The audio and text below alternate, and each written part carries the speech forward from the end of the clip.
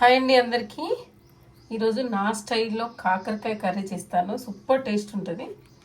ఇలా కాకరకాయలు తీసుకొని తర్వాత తొక్క తీసి ఇలా పక్కన పెట్టుకొని వాటిని రౌండ్గా కట్ చేసుకోవాలి. ఇలా ముక్కలుగా కట్ చేసి ఇందులో సాల్ట్ వేసి ఒక 10 నిమిషాలు పక్కన పెట్టుకోవాలి.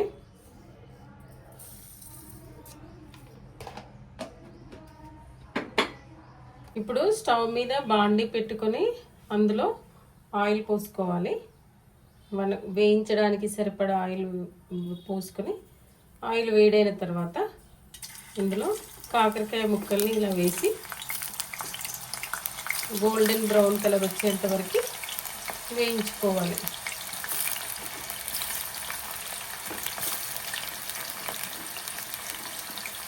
అంతా ఇలా వేసుకొని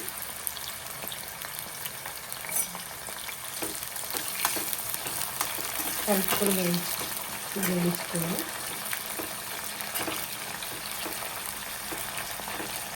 ఇలా అంతా బ్రౌన్ కలర్ వచ్చేంత వరకు వేయించుకొని స్ట్రైనర్లోకి తీసుకోవాలి. ఆయిల్ అంతా కిందికి వెళ్ళిపోతుంది.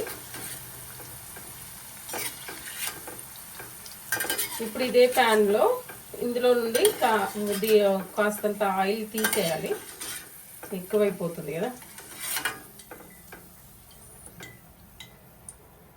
ఆయిల్ని కొద్దిగా తీసి పెట్టుకుందాం. ఆయిల్గా కొద్దిగా తీసేసాను. ఇందులోనే ఎండుమిరపకాయలు, మన క్వాంటిటీకి సరిపడా ఎండుమిరపకాయలని కూడా వేయించి పక్కన పెట్టుకోవాలి.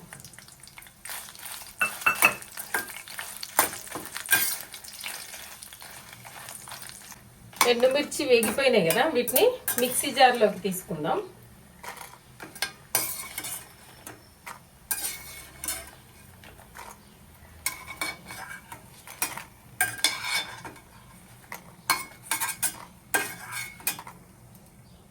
ఇప్పుడు ఇందులోనే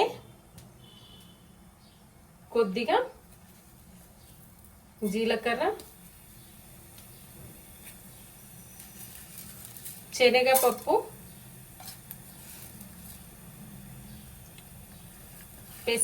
మినప్పప్పు, ధనియాలు, కొద్దిగా పల్లీలు ఇవన్నీ వేయించుకుందాం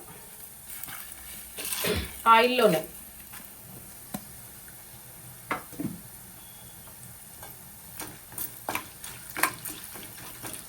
ఇవి వేగిపోయినాయి కదా, వీటిని కూడా మిక్సీ జార్లోకి తీసుకుందాం. కొన్ని ఉన్నాయి, రావట్లేదు. ఇప్పుడు ఇందులోనే ఆనియన్ వేసుకుందాం. ఒక ఆనియన్ సరిపోతుంది.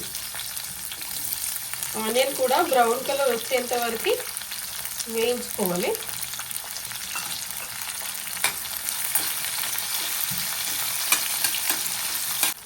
ఇంత వేగినాయి కదా, ఇది వేగిన తర్వాత ఇందులోనే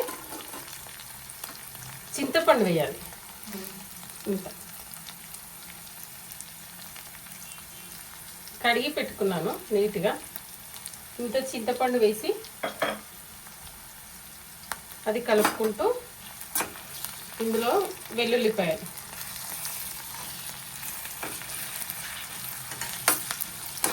వేసి ఇప్పుడు ఇందులోనే పసుపు వేయాలి.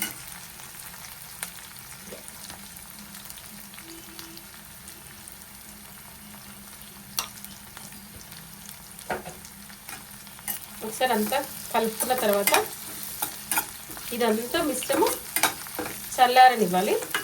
చల్లారిన తర్వాత మిక్సీ జార్లో ఇంతకుముందు ఎండుమిరపకాయలను, ధనియాలు, జీలకర్ర ఇవి అన్నీ ఒకేసారి మిక్సీ పట్టుకోవాలి. ఇలా అంతా మిక్సీ పట్టుకోవాలి. మంచిగా మిక్సీ పట్టుకొని ఇప్పుడు ఇదే ప్యాన్లో మనం ఇందాక కాకరకాయ వేయించేటప్పుడు తీసి పెట్టుకున్నాం కదా, ఆయిల్ కొద్దిగా వేసుకుందాం. పోపు కోసం కొద్దిగా జీలకర్ర, కొన్ని ఆవాలు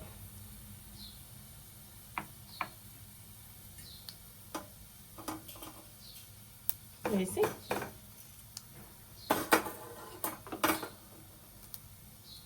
చిటపట్లాడుతున్నప్పుడే కడిగి పెట్టుకున్న కరివేపాకు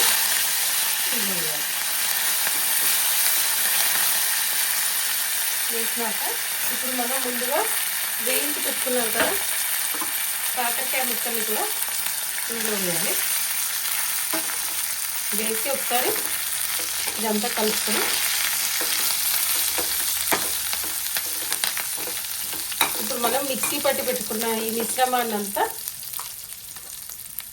ఇందులో వేసి కలుపుకోవాలి.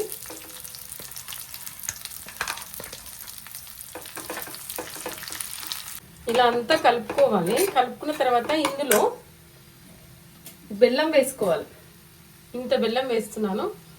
బెల్లం కూడా కరిగేదాకా కలుపుకోవాలి.